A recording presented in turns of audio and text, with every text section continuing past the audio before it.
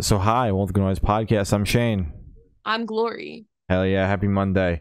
I got a text from Xfinity that was letting me know that there have been outages in my area. So we're just balling. We're gonna see how far we're gonna go with this. If Shane freezes and leaves randomly. If the stream stops, that's why. I didn't even get to tell you because there's so much other shit going on. Because we were just yapping. And then, I was just by the way.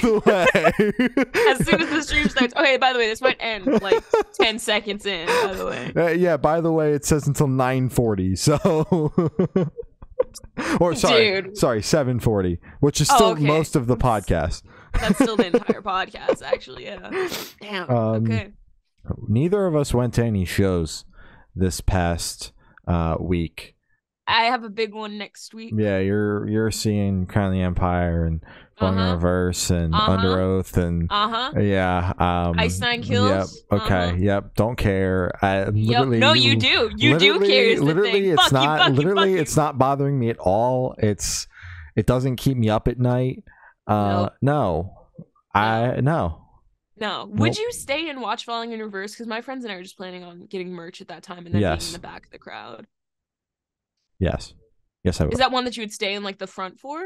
Do you think that's I'd just chill wherever I was, wherever I happen to be, because at this point it's like I've only missed the guy like 4 or 5 times now, or more. So I'd like to do it at least once. You know, I hear his live shit's good. Yeah, I keep kicking myself because I missed him in Starland Ballroom, February 2020, touring for the 10 year of the first album. That's the one with Good Girls Bad Guys, right? Yeah. How the fuck did you miss that? That shit's crazy. Yeah, and Escape the Fate was opening, and another band. Yeah, I missed that. I don't remember why. Probably had something to do with I wanted to go see Super whatever, and that was the next weekend, and it was one or the other. Oh, because you were a baby. Yeah, my mom had to go with me, and you know. She said, we're not doing 2 in 2 weeks. Yeah, we're not. It was one or the other. Yeah, we're not doing both. And then I think it did. And then like they haven't hit New Jersey really since. It's been like pretty much post pandemic. Everything that they have done has been like weird B's and C's and D markets and festivals. Like the closest they've played to me since the pandemic has kind of the shows have started again was New York City opening for fucking Avenged Sevenfold, and I wasn't going to that shit. No. That's a fucking hike and a half. Are they not? I thought they were hitting. No, they're hitting fucking Hershey. Yeah, and that's like 8 hours from me. That's an exaggeration. It's 3, but for Falling in for Falling in Reverse, Einstein Kills, No Crown the Empire, no Under Oath. It's Slaughter to Prevail and Catch Your Breath. Yeah, we'll have Catch Your Breath. Not traveling 6 hours round trip for that shit. No. For the fucking lineup. But for the lineup you had, I would travel any distance except to fucking North Carolina. Exactly. I was gonna say except for North Carolina. All right. Fuck you. So yeah, no, I would stay because I wanted to see that fucking band, and it just never lines up. And I talked to you about how they were literally coming here in April, and then they dropped off that radio festival. Yeah, that shit was crazy. That was aggravating. Yeah. And he was like in Instagram comments just being like, yeah, the radio station was being weird, so I dropped off. I'm like, fuck you. What do you mean weird? You owe us a show. You owe us a show, bro, with this fucking tour. Exactly. But Add one to fucking Shane's backyard. Yeah. Einstein Kills. That's okay, but I hope you have a good time. Tomorrow I see Weezer. I think you have it better than me. On the lawn, bro. It's gonna be badass. We're going for Joyce Manor. I don't even know who else is on the bill. This is so unlike me. That's all that matters. This is so unlike me, but I didn't really like. This wasn't on my list of shows to go to. I just kind of saw it in passing, and I was like, "Oh, cool, Weezer announced a tour," and then like forgot about it. And then Sam was like, "I didn't even see." Joyce Manor is opening for Weezer in Philly, and tickets are $25 with the all-in deal. Can we go? Yeah. And I was like, yeah, I guess. and now I'm going to see Weezer, and I don't know who the fuck else is playing, and I'm just gonna show up. Like, I haven't put together a playlist yet of the songs that they're playing tomorrow. I don't know who's on the fucking lineup. I'm just gonna show up, and I'm gonna see what happens. Wait, okay. What's the house emoji? Joyce Manor, and who's the island emoji? Future Islands. Okay, that's who's opening. Okay. I don't know who those people are. I know Joyce Manor. Obviously. And Joyce Manor is the first of 3. I just pulled it up on Ticketmaster. It's Joyce Manor, Future Islands, and then Weezer. Who the fuck is a Future Island, bro? I'm learning so much right now. And they're bigger on the fucking poster than Joyce Manor. So how have we not heard of them? 3 million monthlies. Not bad. Oh, so they're like.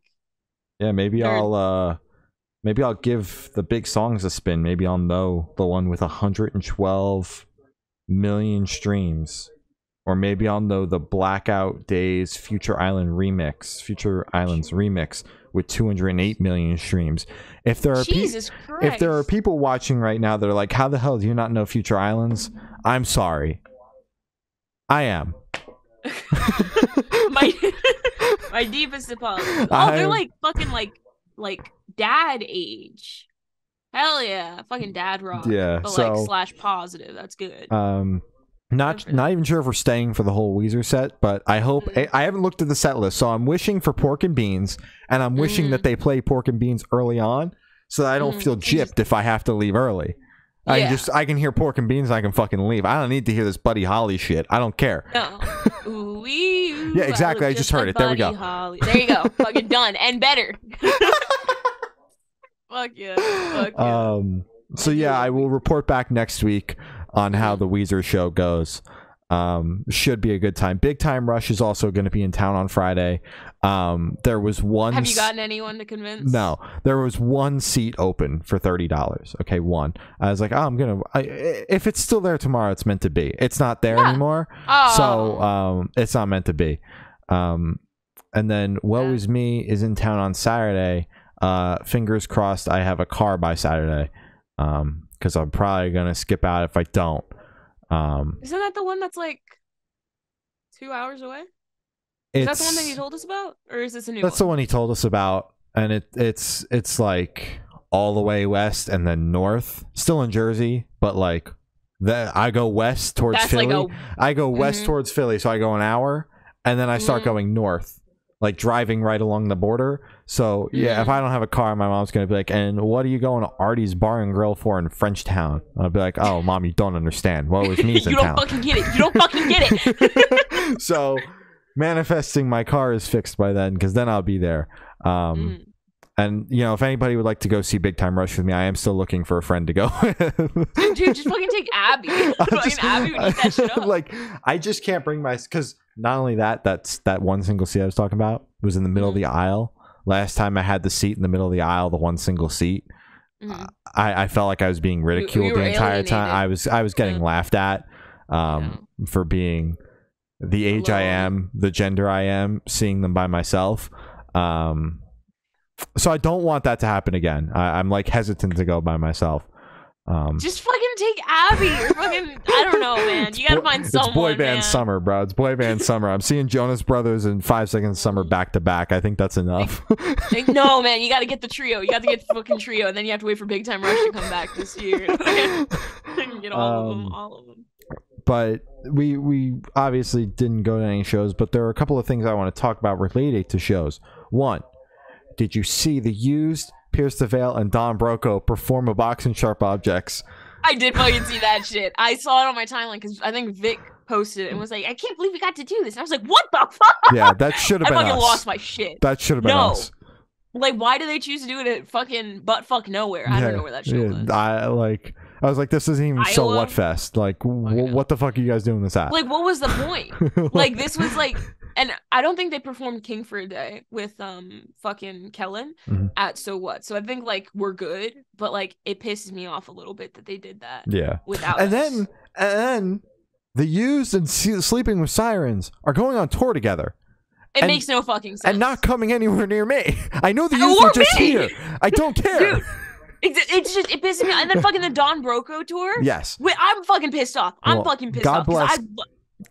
God bless. I will be there. I don't want to fucking hear it. I don't want to fucking. I don't want to hear any of it. I will be there. Like I do not care that the used was just in Virginia. I do not care that they were just in New Jersey. I do not care that they were just in Philly. It doesn't fucking matter. Why are they not coming back? I understand radiuses. I do. Doesn't matter. Doesn't mean that I don't care. I don't give a shit. And also, they should have fucking just waited until the radius clause is expired, and then they should have just pushed the tour. Yeah, they should have just played Blue Ridge Rock Fest, whatever, taking a break, and then booked the tour a month later. Yeah, just everybody stay in Virginia. That way you don't have to fly back in. Exactly. Just buy a house there. Just book it like a fucking week later. Like, who the fuck cares? You know? And don't tell anyone. It's a secret show. Very annoying. Very annoying. I'm aggravated about that. Piss me off.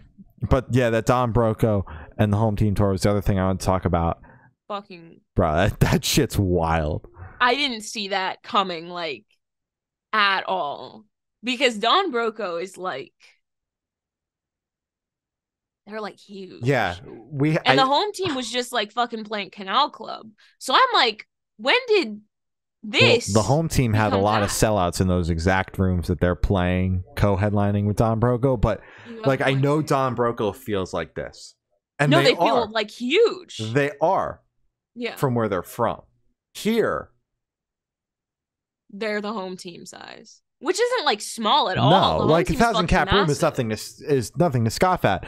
I mean, because they were supposed to headline here last spring, but like everything fell apart because of like family problems and whatever they were talking about, logistical and family issues and all sorts of shit. Whatever they canceled it for, and it was like 500 cap rooms, so it makes sense. Oh, so it doubled. It makes sense. You double it. It's co-headliner. The home team had some sellouts in pretty big rooms, but most of that tour was, I mean, there were a lot of upgrades, but across the board, it makes sense. Put those two bands together.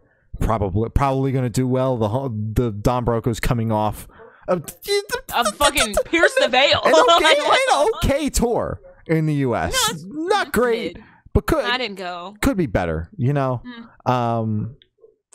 So yeah, but that tour is fucking crazy.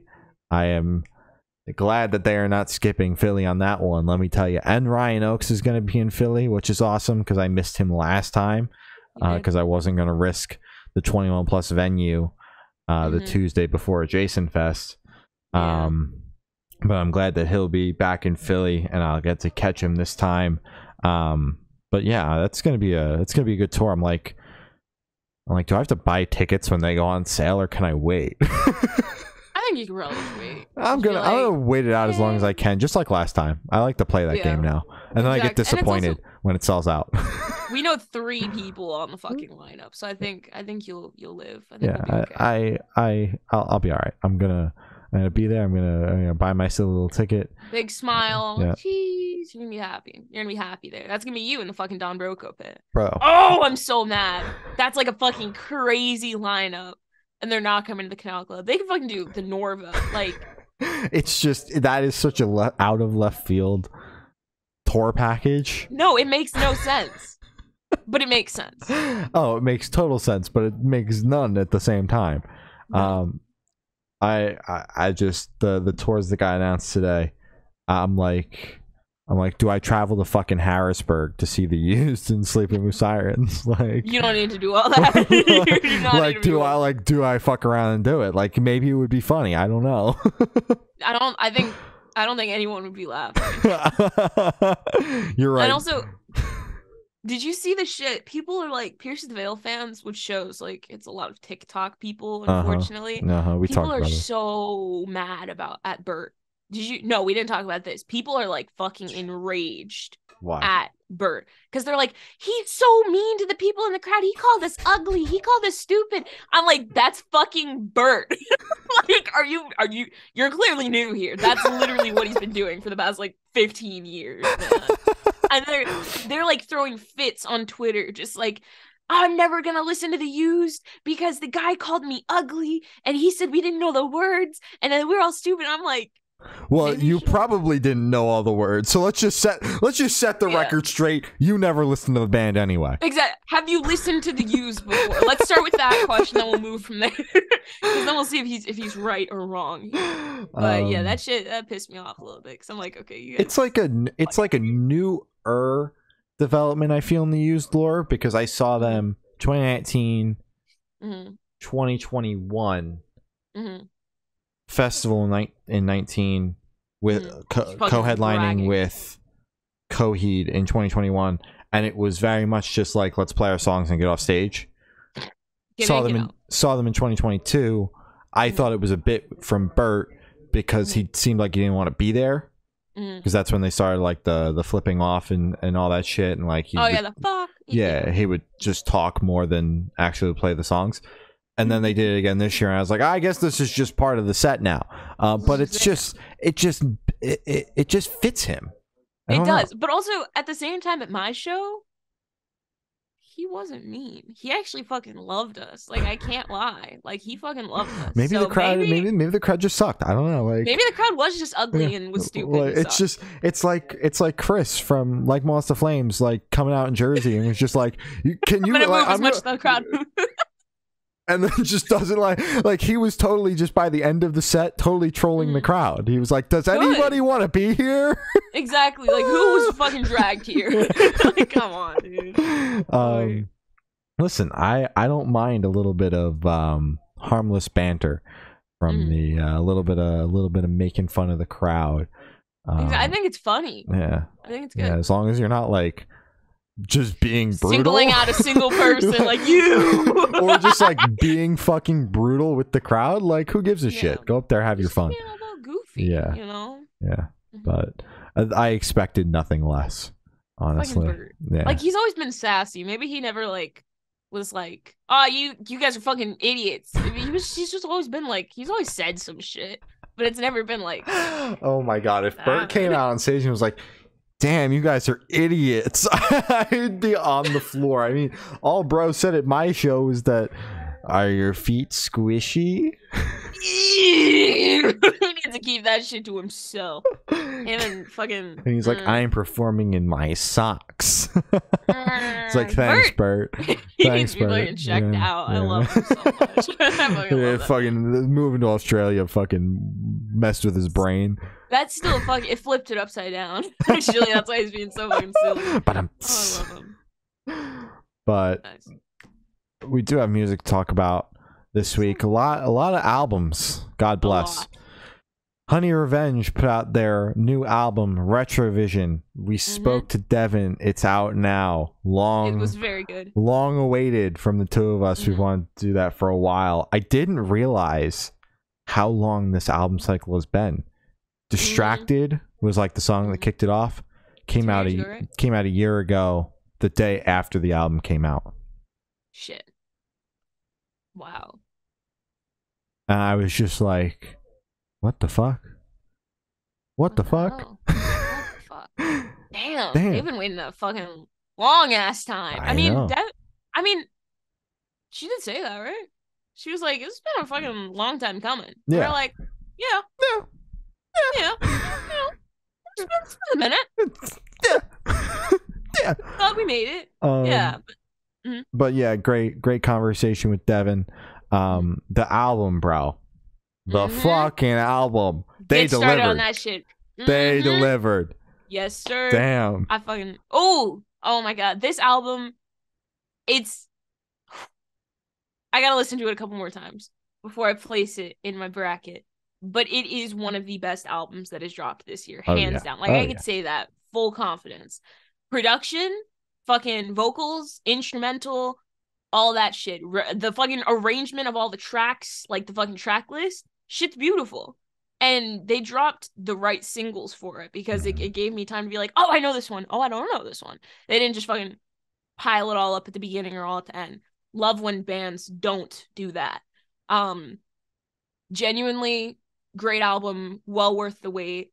And I hope this one is fucking huge for them, because it just feels like a fucking, I know they're not like tiny, but it just feels like an undiscovered gem because they aren't like the biggest band on the planet yet. And it just feels like this is but they're gonna be. They're literally going to be, because it feels the quality of the music, like the writing style, how the writing style is fun. It's just like, it feels like this is the big shit, but it's not like, they aren't like huge yet. They're not like super mainstream yet. But it just has that vibe of it. And it's like, I'm so excited, bro. I'm so excited. Yeah. This album is fucking great. Definitely agree with you on the track listing and the single placement throughout the record. Makes it, it makes you want to listen to the whole thing, because it's not just like, oh well, I'll just start here halfway through the record because there's only one single left, but the first 4 tracks on the so I can appreciate that. A lot of upbeat ass shakers, at least musically, but then we got into a couple of like a side of the band that we really haven't seen yet, with like slow Sensitive slow ass shakers with Sensitive and Scapegoat, but they didn't let the album slow down too long. Picked it right back up with Worst Apology, and then obviously closed off with Distracted. But yeah, dude, this album is great. I got nothing but great things to say about it. I agree with you. It's going somewhere on the top 10 for the album of the year, but still lots of music to come, so I don't know where to put it. But I've been shaking my ass to this all weekend long. Oh yeah, I need to listen to this a couple more times so I can shake my ass and catch up to the amount of times you shook your ass. Yeah, my ass is sore from shaking it. From shaking it so much. Yeah. Damn. Are you seeing them again this year, or is your ass safe for now? I might go to the Arrows in Action tour, but it depends on, like, because my ass is, I've been shaking it for 3 days straight, so it's very sore, ridiculous. And it's only going to continue to shake because I'm not going to stop listening to the record. So come August, like, my ass might fall off. Holy shit. Okay, don't go to the Honey Revenge. we have to be careful here with all the ass shaking. Exactly. You have to fucking space it out properly. Yeah. Either that, or I'm gonna have to start listening to the record less, and I don't want to do that. You don't want to do that. Yeah. No. I think that's a worthy fucking sacrifice. Yeah. Man. And maybe if I sit outside of the venue, I won't be able to hear it good enough, so I'll only like kind of shake my ass. It'll be kind of like a hesitant shake. Because I have to listen to it through the brick. This is getting weird. This is bad. This is really bad, dude. Devin, we fucking dug ourselves in a hole. If you're watching this, I'm so sorry. We love you, and we love your music. VEXED dropped a new album, Negative Energy. Bro, another fucking banging album. Another band that I need to blow up right now. We got to speak with the band. It's not out yet, but it will be. This week? This week, yeah, it's this week. Oh wow. Yeah. This fucking Trauma Euphoria is the song I wanted to call out. That fucking song is wild. But yeah, there's nothing but bangers on this album. I saw like a couple of people talking about them during the single rollout. I haven't seen enough people talking about the full record though. If you're listening to this and you haven't heard about this band, listen to this fucking record. Listen to the fucking record. Shit fucking bangs. The fucking intro of this album always just fucking slaps me in the face, and I'm like, ah! And I'm like, okay, what's going on here? But then it's like I get used to it. I'm like, oh fuck yeah! And then they just fucking go crazy for the rest of the record. I thought they fucking pulled this genre off phenomenally. I think it's a great album, and fuck yeah, stream it if you haven't, because this band does definitely deserve more recognition. So true. I'm listening to the Trauma Euphoria. I was like, oh, that was so like, yeah. Fuck yeah, okay. Yeah. Trophy Eyes put out their new album Sunshine and Suicide. We got to speak with John about the record for a long time. It's an hour long. It is an hour long. We really dove into everything about this record, and talked a lot about where his head and where the band's head was at. It really is a great conversation. Not just saying that because I was there. Yeah, not just saying that because I was there. Like, it's genuinely a great conversation. Everyone that's texted me and has been like, have you listened to Trophy Eyes album? I'm like, boy, oh boy, if I listen to Trophy Eyes album, you should go watch my interview with John. And they all just like heart the message, and I was like, I'll just go fuck myself. Damn. This album is genuinely like one of the most, usually it's hard for me to hear emotion in songs because it's like, you know, people are singing and you either have to be like really fucking like you know, in the song to be able to hear it. But with this album, every single track I could hear just the emotion, and it at some points I was like, Jesus fucking Christ, this shit is heavy, like ridiculously heavy. I have not been impacted by like an album that like for like a first listen through or a second listen through technically from this album.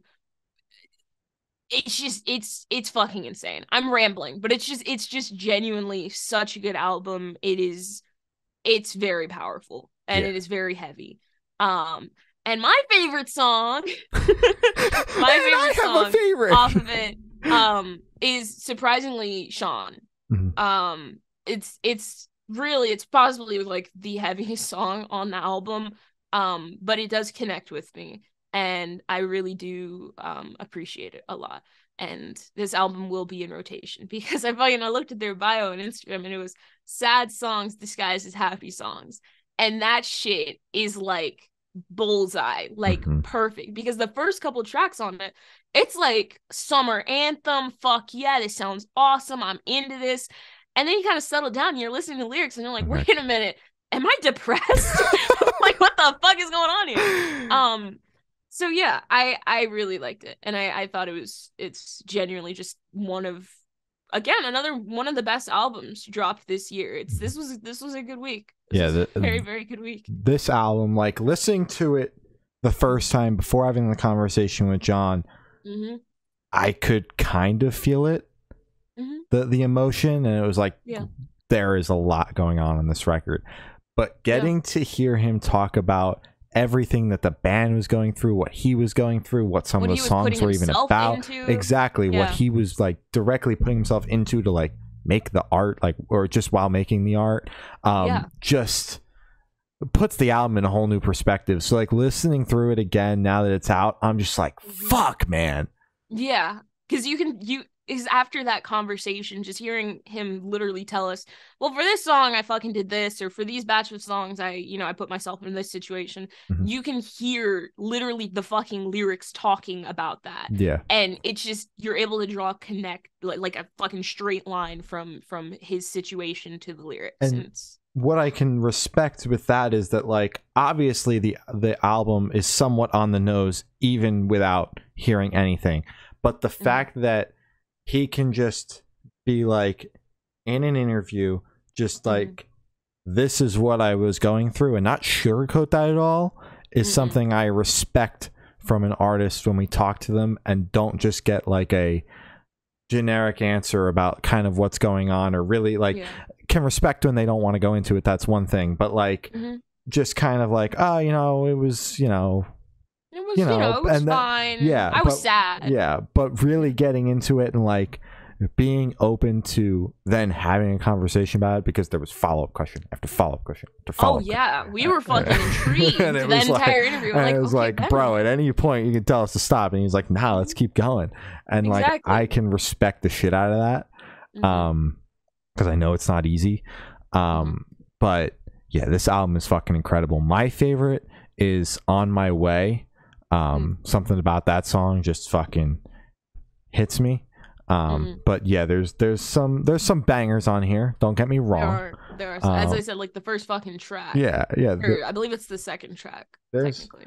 There's some serious bangers on here, and it's sprinkled throughout the record too, but a lot of like, oh fuck, heavy. Like, you're not playing this at the pool party, I can tell you that much. No you're like, dude, you're killing the vibe. And the other thing that I'd like to highlight is like, it's a long fucking album, not just in runtime, but in the amount of tracks on the record, and the fact that it flows so well, and that it keeps your attention throughout the entire thing, is just like, I love it. It's very hard to pull off. It's very, very hard to pull off. Yeah, it's like when it's not just a fucking collection of here's what happened, and we just threw it at a wall and figured out what stuck, but like there's actually some thought into the track list, and it flows well, and I'm here for it. I love this fucking record, man.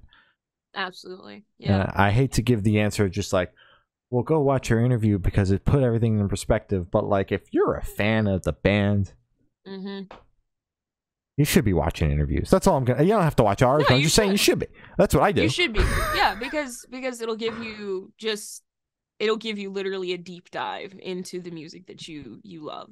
But I do just want to say, because I know we spoke about this like before the interview, I couldn't stop talking about it, how I'm pretty sure Trophy Eyes was one of the first bands that we like covered seriously when we first started the podcast. And I'm looking at it right now. It was fucking Figure 8 that we covered.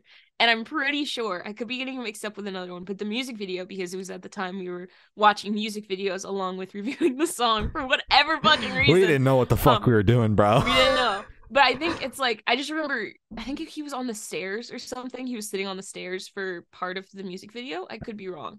But it's just so fucking crazy how 3 years later, who knew we would be having a fucking hour-long conversation with this guy about his album? Because at the time, I don't think that they were leading up to an album. Yeah. But it just got dropped because, you know, it was fucking a year, almost not even a year into the pandemic. They dropped a couple singles. Well, after talking to him about it, it feels like those singles were like just the buffer of while they were making the record, because like this record was through the whole pandemic.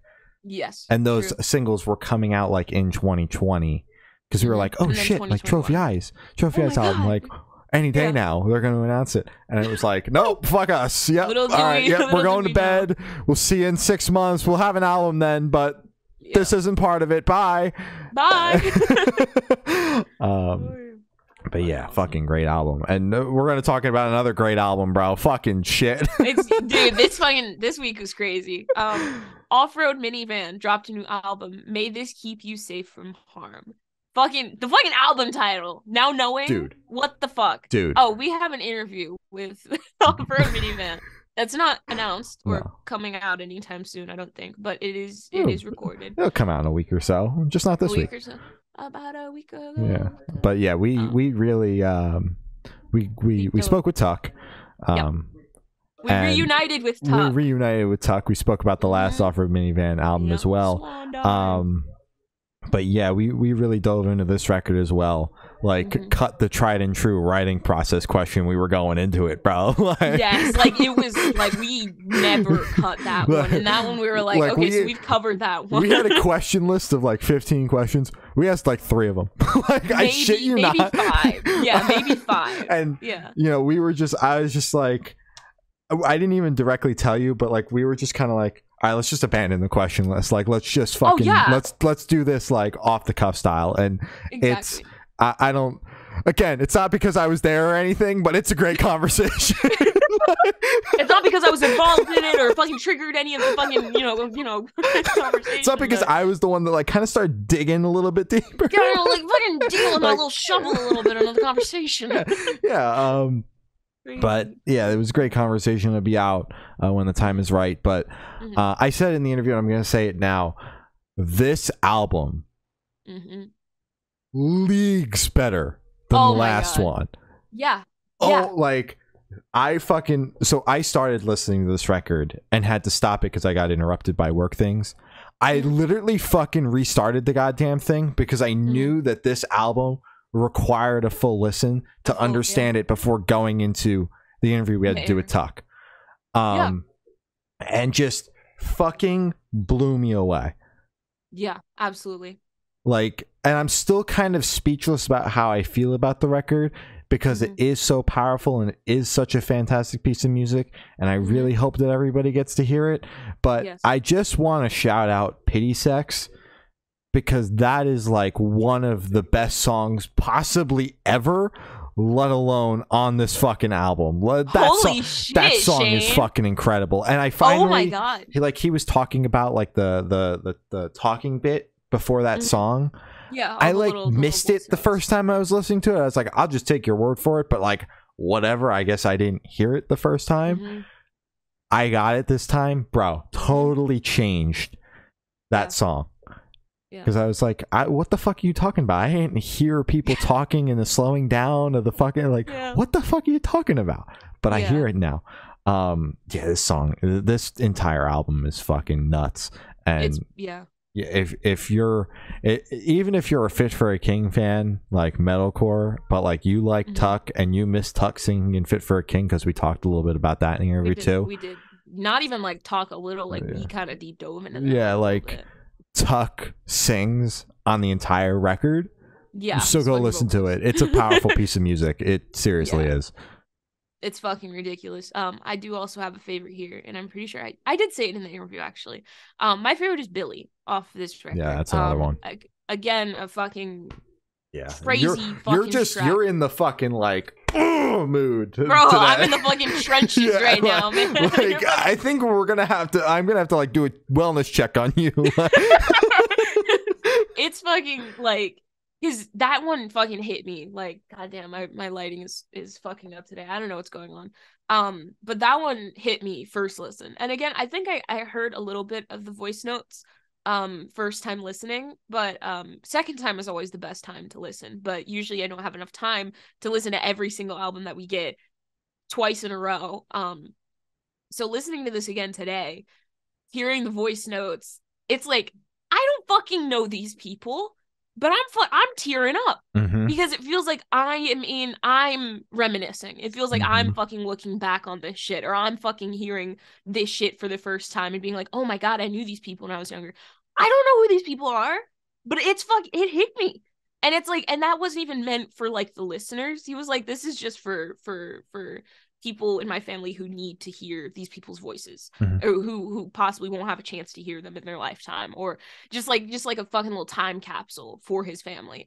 And that shit just hit me in the heart, because I'm like, you're putting this out, this genuinely personal moment on the internet as a time capsule. And that shit is it's just a really good record. It's just a really fucking good week of music. Genuinely, this is like one of the best ones of the year so far. All the songs on it are amazing. And if you don't think Tuck can sing, and that's why he's not singing on Fit for a King anymore, fuck you. And listen to this album as a giant fuck you. Because will change your mind. Yes, because Tuck has fucking pipes, bro. He can sing. Yeah. Like, come on, man. Pissing me off. I don't even get that, because the last Off-Road Minivan album, like, I know we said, like, this album is fucking incredible and League's better, and, like, we talked about it in the interview, and he's like, dude, I know, like, I'm worried that I might have outdone myself. But it's like, even that record is fucking great, and he's got pipes on there, too, bro. Like, exactly. Bro has not stopped. Bro's got pipes. It's crazy. Yeah. So I think this is a fucking great collection of songs, great album. Everything flows well. Voice notes are beautiful. And sure. It's a very good record. Very good another great record. I mean, it was pretty good. It was a pretty good week. Valley put out their new album, Lost in Translation. Now, I've heard a lot about this band because Guns really reps the shit out of this band. He's like, bro, Valley's going to be the next big thing. And I'm like, Guns, I trust you, but I hadn't listened to them up until this point. All right, I was going off his word. Going off of Guns. The album cycle started. I was like, let me check this band out. So I did. Blown away. We spoke to Rob about the album. It comes out on Friday. Crazy, by the way. But in the interview we talk about how intentional the track list is. And like the first listen, I kind of got it. Second listen, getting to hear it with all the transitions and shit. Because we didn't get like a stream, we just got like the files. So like fucking Dropbox of it. That shit pisses me off because I can't listen to how the artist wanted me to listen to it. Guys. Lose a little bit of the transitions, but like I try to stay as on top of it as possible when I'm listening to it. But getting to just listen to the album as a piece of music, the track list itself blows me away. Theme, which is the like intro track, I'm not the biggest fan of it. I'm not. Okay. I appreciate it, and I appreciate there is a track to open the record with, but it is just not my favorite because it feels like such like a jump from the intro into Lost in Translation. It doesn't feel super seamless. That's my biggest gripe with it. But I feel like that's fair. Okay, continue. Yeah, and it is what it is. But with that being said, the closer I think is phenomenal. But whether like outside of the fact that I really am not the biggest fan of the intro, I appreciate the fact that there is an intro on the record. I appreciate the fact that the track list was paid attention to, and that there are interludes throughout the record to piece the rest of the album together and all that shit. And obviously we dive more into the record with Rob, and I don't want to give too much away because at that point you might as well just watch us talk about the interview and not about the fucking interview. Yeah. But I mean, if you like the band, it makes sense to kind of watch the person talk about it. So, but the album is just banger after banger after banger. It's like, nah, they don't have another banger left in them. And then they do. Oh, fuck, another banger. Just so many bangers. And this is another record kind of like the Trophy Eyes album, where not only is it's only 40 minutes. I feel like the Trophy Eyes album was a little bit longer in runtime. I'm pretty sure. But because this album has a good chunk of like 2-minute songs, whereas everything on the Trophy Eyes is about 3 minutes. But that's Trophy Eyes was 40. Yeah, that's neither here nor. Oh, so it was the same time because this was also 40.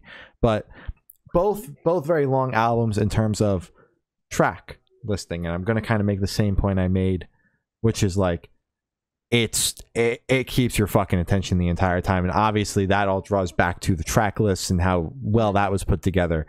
But this fucking album, bro, I could talk about this one for days too. But Throwback Tears and Natural are two of my favorites off the record. Oh, that's a good one. My favorite is actually the fucking title track. I feel like that's kind of lazy, but it's not lazy. I do fucking like that one. It clicked immediately. But it's crazy that you say you don't like the intro track, because I loved that. The first time I listened to it, I remember I clicked the fucking Dropbox file, and I was like, oh shit, this is gonna be good. This is gonna be some good shit. Yeah, no, totally agree in the fact of it's like an oh fuck moment, but it's just like it feels out of left field from the rest of the record. And like I feel like an opener should both grab your attention, like an intro track should both grab your attention, but also like kind of seamlessly kind of flow into that next song, because like in my opinion it just kind of feels weird and like almost kind of like it was an afterthought when it kind of just stops and then the next song starts. Yeah. And it's not like the stop of like, oh shit, they put a second of blank space on the next song and like that's why it stops, but it stops because it's two different pieces of music. Gotcha. Yeah. Okay. And it's like two different thoughts. Yeah, the intro track like builds up to this something, but and then it just kind of starts slow over the second one. Yeah, and then it's like the second song feels like it could have been the opener on the album anyway. Yeah. So that is why I'm not a fan of it. So you think it's kind of like it wasn't necessary. Yeah.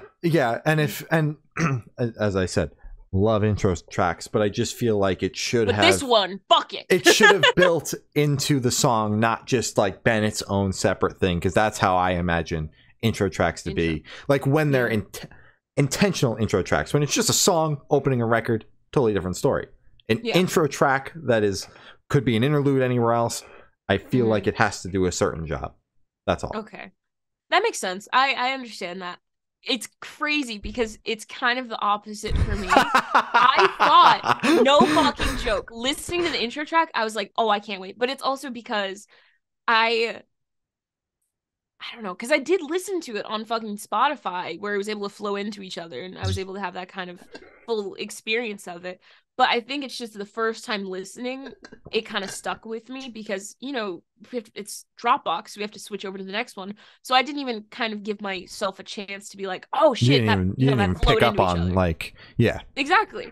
So I don't know. I thought it was fine. I thought it kind of set the tone for the record. It is kind of an afterthought. Thinking about it now. And the first one, the second track, not the intro. Most definitely could have just been the first track, like easily, because it has that big boom. It starts off very big. Yeah. But I do think that the opener does set kind of like, at least kind of like a subtle sound tone for the record, kind of what to expect, which is what I do like from albums where it's like, hey, if you like this kind of, this area of sound, this genre a little bit, you're gonna fucking love this album. And that's the feeling that I got from the intro track when I first listened to it. And that's when I was like, oh, I'm gonna fucking love this album. It already set the tone for me. It already literally, I already fucking knew I was gonna love the record. It laid the groundwork for you, yeah. So exactly, like, for an intro track for you, you want it to like kind of be like an amalgamation of what you can expect from the record, and it doesn't necessarily have to flow into it. Whereas I'm just like, if it's whatever the next song is gonna, whatever the next song is gonna be, as long as it flows into that, I don't give a shit what else it does. Exactly, like fucking. Sorry, I'm a Parksy. Like fucking Cherry Red into Watch What Happens Next. It flows, but also Cherry Red is a very big song that kind of gives you a vibe of what the album's gonna sound like. And it fucking nail on the head with that one. And I think this intro did the exact same thing that Cherry Red did. Fair enough. Yeah, my only thing is Cherry Red, as you said, flows into Watch What Happens Next. So that's like seamlessly. That's why that entire record kind of flows into each other. I mean, that's one of the best albums ever. No, it is actually like probably top 5 albums. Yeah, bro. Parksy's trying not to bring up Parks in any situation challenge. Possible. No, us just try to not bring up fandom when comparing another album. No, that we love. It's fucking in my background. It's gonna come up no matter what, dude. I look over and I'm like, oh, a good example would be fucking Fandom by Waterparks, right? An example of kind of what I want to happen. Yeah. What a great album. Perfect album. Yeah, but I the gripe with the intro aside, don't let that take away from the fact that I do really love this record a lot. So just that's that. Absolutely. Fuck yeah. This Wildlife dropped a new album, Never Fade. A little bit of acoustic pop punk to end off our albums here. Yeah. 8 songs, 8 features. The features are fucking an interesting pull of musicians from different genres and also a producer. I don't know what the fuck was happening, because the entire time I was listening to the album, I was just watching the track list change so I could see, like, fucking Magnolia Park to Broadside to fucking Rory Rodriguez. I was like, what the fuck is happening on this album? Amazing. They picked the perfect vocalist for every single track. Like, I never would have put Ollie from Broadside on a fucking Blink-182 cover, but I'm listening to it, I'm like, wait a minute, they're cooking. Wait a minute, I'm scratching my chin a little bit. Hey, and like you talk about that, I would have never put Brian from I Prevail on an acoustic pop punk song either. No, because it's like that doesn't make any sense. It's like, oh, it's I Prevail. Don't, stay away from that. Yeah, but and what's also wild to me, that's his first feature. Like ever? Yeah. He was posting about it on socials. He was like, I'm so stoked on this because it's like my first feature. And Holy I was shit, like, that's huge. I was like, what a wild, like, number one, that's wild to me because of how big that band has gotten. That's number one. Number two, wild that like it's such a 180 fucking flip. It's a fucking acoustic track. Yeah, but it's no matter what, the entire record, like the features that they pulled are all out of left field, and it's great to hear those artists on those songs because it's not something that you get to hear every day. Really, outside of, I would say, Rory from Dayseeker. That's the point I was trying to make where I stuttered there. Rory from Dayseeker, that new Dayseeker record was very out of left field, and obviously we spoke about that with him. And you kind of heard him in that light. Yeah, that one's the one that made the most sense. Yeah, but the rest of the fucking vocal features, I was just like, God damn, like this is gonna make sense because This Wildlife is a great band. But now hearing it, I was like, wow, they did a great fucking job. Yeah, the Magnolia Park one fucking surprised me as well, because I didn't really look at, well, I did when I was getting closer to the album. I was looking at the track list and I was like, what the fuck, what's happening here? Come on, guys, who put this together? This is gonna be crazy. I listened to it. Magnolia Park, I'm pretty sure, has done a couple slower tracks, but I don't think of like something that bare. I don't want to say bare. That's not the best word. I don't know. I think they should do more of it because it was beautiful. And I thought I thought they fucking nailed it. I thought it was really fucking good. I just, all the features were great on this, man. So true. Genuinely, all the features. Yep. This Wild Life, great band. This album, great album. Hell yeah. This Wild album.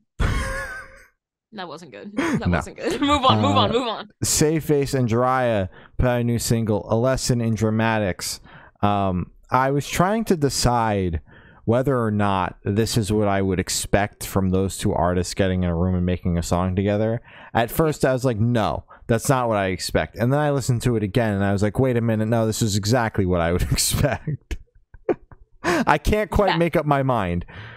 Because it's like, it feels a little bit more like hyper popish than what Jiraiya's stuff is. And like, that's not even remotely close to what Save Face was doing on the last record. So it's like, that's not what I Who did this? Yeah, I was like expecting the two sounds to kind of come together, not just like a whole magical third one come out of fucking left field. But you know what? That aside, my confusion aside, the song is fucking a banger. And I'm sure you've been loving it, Glory, because it's new Save Face content. I fucking love Save Face, and I'm happy with whatever Save Face gives me. To me, I was trying to figure out the song. I went through a fucking massive Save Face like era. That shit was crazy. I was trying to figure out if it was Sharpen Your Teeth or if it was another song off the album. But this song has, Jesus fucking Christ, now my fucking lighting's being crazy. This song to me, it had like a fucking drop of that song of Sharpen Your Teeth. Just kind of like the craziness and how it just kind of starts and throws you in immediately. Because this song, it caught me off guard. And on first listen, I wasn't like the biggest fan of it because it just sounded cluttered. But on the second time, at least just the intro, it sounded cluttered. There was a lot going on. But on the second and third listen, I was like, wait a minute. They were fucking cooking with this one. This shit goes a little hard. So now, yes, I'm eating this shit up. I love Safe Face. I love Jiraiya. I can't be mad. So true. I'm happy. You guys fucking crushed it. And I would like more of this. Yeah. I would. I really would. True. I would like an album from either of you. You guys have our email? Dropbox? No. Fuck Dropbox. SoundCloud. Give that shit to us on SoundCloud. Thank you. Sydney Sprague and Izzy Mahobi dropped a new single, Big Yellow Taxi. This shit was crazy immediately after Save Face. Maybe that was just me. But that shit fucking like, whoa. I thought it was good though. It was very good. Sydney Sprague always fucking delivers. This was beautiful. Yeah, the song was good. Stoked for whatever is next from Sydney. Hell yeah, hoping for another record this year because that last one was fucking good. Beautiful. Loveless put out their new single, Hope I'm Not Sick. Another fucking catchy ass banger from this band. At this point, they don't miss. They don't. No. This song is great, and hoping for a record or an EP or something by the end of the year. That'd be pretty awesome. I know they've got a very busy schedule, very busy year ahead of them, but holy shit, talk about a busy year. Jesus fucking Christ. Yeah, this song is amazing. I know they just dropped, I think you just fucking said this. They just dropped EP. I would like, or was that was an EP. That was an EP. Yeah. It was an EP. EP album. It was like teetering in that middle of like whatever the artist wants to call it. Yeah. Yeah, it's their choice. Their choice. Yeah. This song is amazing. It has that catchy little earworm part in it. So fucking Julian got that as always. I don't know how he does it, but every single song he manages to get a little earworm part. Like fucking worst case scenario. Oh, that shit. In the middle of the night. Like I could go on, man. I fucking back of my hand. I know that shit. I can't wait to add this to my playlist. And for this one to become my next worst case scenario because that song is still fucking beautiful. But this is great. I love the song. And come to Virginia, guys. What the fuck? Pissing me off. I love you guys. LS Dunes dropped a new single. Benadryl subreddit? Yeah, that's right. You got that right. I was like, And I fucking did my autocorrect fuck me up? Benadryl sub. Yeah. Who let Frank name this shit? So, I mean, it's fucking LS Dunes. I mean, this fucking incredible song. I love this band. I love this song. I love the members of this band. A lot of some of my favorite band members are in this band. Love them. So yeah, this song is great. The title is fucking crazy. Who let LS Dunes know about subreddits? Subreddits, yeah. It probably wasn't even fucking Frank. I don't know who could have. Who named this shit? You're all like fathers. Like, what are you doing on Reddit? Like, get the fuck off there, man. Oh. Well, I mean, I'm sure Frank is scrolling through the My Chemical Romance subreddit, probably wishing he wasn't. Yes. Scrolling through all the, please drop the album. When is the album dropping, guys? Oh, yeah. So, but yeah, the song is good. And yeah, I was just gonna say this song's great. Yeah, that was it. That's all I got too. The name, they got me. I had to do a double take. I was like, they got you. No fucking way. I'm LS Dunes says something with subreddit. Okay. The Word Alive dropped a new single, Slow Burn. They also finally announced their record. I was wrong about it being on the last single, but they announced it on this one, so I can't be too mad. Exactly. This is a slower cut. You know, the last singles have been, you know, more of what you kind of expect from the band, but this one was slower cut, which I thought was a little strange to announce the album on, because like we did have it was three or four singles by that point that were I'm pretty sure. that were, you know, the metalcore kind of things, and I thought we were gonna get it on the last one. So I did think that was kind of a weird song to announce the album on, but I'm not gonna complain. The album's announced. There's features on there with Bad Omens. There's features on there with Loveless. I mean, bro, the features list on the album is wild. Loveless and Bad Omens, 2 separate tracks, obviously. Yeah. If they were on the same fucking track, imagine that shit. Oh, fucking Noah and fucking Julian like harmonizing. That should be crazy. Yeah, but they're not on the same song. They're on two. They're on 2 separate songs, but. Yeah, this song's good. You know, obviously I prefer the heavier stuff, but I do like this song. I am stoked to hear the rest of the record, hear it in the context of the album. And yeah, August 25th.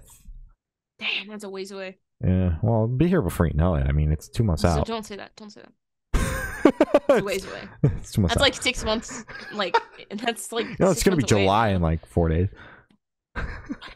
You know, I said don't, and here you are. You're still going. You're still fucking going. This song is good. I'm very excited to see what they have for the album. I'm very excited for that Loveless feature. That's gonna be very interesting. But it's not like Loveless. It's not like they're fucking new to heavy stuff. They do that shit. They crush it. So I'm very excited for that. I'm excited for the album. This track was good. I also do lean more towards their heavier stuff, but it was good. Yeah. Of Virtue dropped a new single, Cut Me Open. This shit fucking insane. Of Virtue, you fucking crushed it. Yeah. I loved this. I heard this. I was like, run that back. Yeah, run that back for me. This band is crazy. They announced their new record. I believe it also comes out in August. I could be mistaken on that one though, but they did announce it. This song is fucking wild, super catchy. You know, and I've just since we heard Sinner, this band has been like fucking crazy for me. I fucking love this band. Yeah. Great tunes. Can't wait for the record. Great tunes, guys. Jamie's Elsewhere put out their new single, Escapist. I hadn't heard of this band until this single came out because they signed with Sharptone. They were a band about 10 years ago. They had a couple of albums. I was looking at the announcement signing with the photo of the band on there. I was like, that's the guy from Of Mice and Men, the vocalist. I'm like, that is Aaron from Of Mice and Men. I know it. It is. I had to go look, but it is. It wasn't, but and yeah, this song is crazy because I do like his vocals. So, you know, any band that he happens to be a part of, I am here for. But I just found a new band, bro. I did not know. I was like, oh wow, look, like Aaron's got a new project of Mice and Men. That record, the new album Mice and Men is just taking a little long. But in the meantime, we've got this. But I was like, wait a minute, they have 4 albums on Spotify. That's just, and it's been him the entire time. I think so, yeah. Holy shit! Yeah, you have a new band to deep dive. Yeah, true. Yeah, this song's good. Hell yeah! I also enjoyed the song. That shit's crazy though. Yeah. Dark Divine and Fame on Fire dropped a new single, Paper Crown. This makes sense. This collab, it clicks. It makes sense. But at the same time, I'm like, holy shit, that's crazy. I thought this was a great match. I thought it sounded great. I think it's fucking awesome. And that tour, that fucking Dark Divine tour, I'm still fucking reeling from that. Yeah, with the Black Veil Brides and VV co-headliner with Dark Divine as the sole support. That is wild. Yeah, that's actually fucking crazy for them. But they announced their new record. It comes out September 8th. And I'm stoked, bro. It's crazy. This band has went from 0 to 100 in less than a year. I mean, it has not been very long since the last time we spoke to them. That EP did not come out very long ago. And since then they rose right from In Vogue straight up to Thriller. Just like that. I mean, In Vogue is owned by Thriller, so it makes sense that you just go up a level. But yeah, and I was just like, God damn, this fucking band is blowing up in front of my eyes. It's crazy. But yeah, I'm so proud. This song is great, and I'm stoked for the record because all of the singles thus far have been bangers. Absolutely. I was reading the YouTube comments on this because I was watching the music video. I saw a lot of people saying that this is their favorite since No Escape, which was the song with Ricky, which was my favorite off their EP. And I mean, I can see that this is one of their better songs thus far. I'm stoked for the record though. No Escape is still my favorite, but I am a little biased. Me too. Yeah. Holding Absence put out their new single Honeymoon. I'd like to make a note here. There have been a couple of the last 2 singles have had single edit on them, and obviously they're not like I wouldn't expect them to be like editing it for radio or whatever, like editing out the cusses. So I haven't heard the record yet, but like I'm starting to think that like there's these big fucking like interludes and shit like that are baked into the songs that are like, and it's gonna be like a crazy fucking like trip of an album. I'm purely spitballing here, but like it's weird. It's weird that there have been 2 single edits, and you want to know why I say that? Because the last time there were single edits was the Boston Manor album, and that was fucking wild. And there are also Boston Manor's on Sharp Tone, Holding Absence is on Sharp Tone. I'm just saying this album's gonna be a fucking trip. That's what I'm starting to think. I gotta hear this fucking thing. It makes sense. No, that fucking makes sense. Because I was looking at it today. I was like, this is the second one. Yeah. Where I'm like, I wonder why. Anyways, and you're like, oh no, okay, so here, I have the whole fucking thing planned out. I know what's happening. I haven't heard the record yet. I swear. Like sometimes we say that and I'm like, I haven't heard it yet. I haven't heard this fucking record yet, and I need to now because like I got this fucking idea in my brain. Exactly. So I guess we'll find out. We'll find out when the time comes. But yeah, no, this song is good. And I'm stoked for the record because I'm stoked for the album, and also because I want to know if my theory is right or wrong. I'm pretty sure your theory is right too. That's the only fucking thing that makes sense. Texas in July. Oh, this is our last track. Texas in July dropped a new single, False Divinity. Another fucking baller. Yeah, another band kind of like Jamie's Elsewhere that was dead for a minute, came back. I've known about this band though, so this one wasn't like a total shock. But this is the vocalist is JT from Era. The Era vocal style, Texas in July vocal style, you can tell it's the same guy. Give no hiding there. Sounds like the same guy. I knew that one right away. But yeah, this song is great. And the clip that they have been posting like across socials that the label's been using and everything, that part is my favorite part of the song because it's like right into the breakdown and just like that fucking part of the song is crazy. Like, woo! Yeah, I was like, goddamn. But yeah, this song's great and stoked for whatever comes next. But as Glory said, those are all the topics we have today. So you can follow us on Twitter. It's good_noise_cast. Instagram is Good Noise Podcast. Facebook is Good Noise Pod. YouTube is Good Noise Podcast. Every audio streaming service ever. Good Noise Podcast. Bandcamp is Good Noise Records.bandcamp.com. And Patreon is patreon.com/Good Noise Podcast. Glory's got your Patreon supporters, your Twitch subs, and your important plugs. And then we're going to sign off. I thought you were going to ask me if I had anything to plug when you said that's all the topics we have for today. And I was like, I'd like to plug. Thank you to our Patreon supporters, my brother, my uncle, Matt from Pulses, Jeremy, Brady, Zari, and Eric. And thank you to our Twitch subs, Coaster Lover, Buzz Lightskin, Matt, again from Pulses. Thank you, Matt, Sam, and Zari. Thank you again, Zari. Thank you to everyone who supports us financially and people who don't support us financially. Thank you, thank you, thank you, thank you. Thank you, everybody. You all keep my lights on.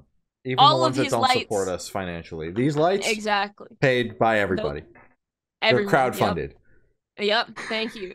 Important plugs: Black Lives Matter, Stop Asian Hate, trans rights or human rights. Don't be a fucking dick at shows. Don't fucking go on stage and do shit. Pissing me off, genuinely. So yeah, just don't be an asshole at shows. Respect people at shows. Because no one goes there for you to be a fucking dick. So yeah. That's my plug. Hell yeah. Well, that is everything we have. I've been Shane. I've been Glory. And we have been the Good Noise Podcast. See you next week. Bye. Bye.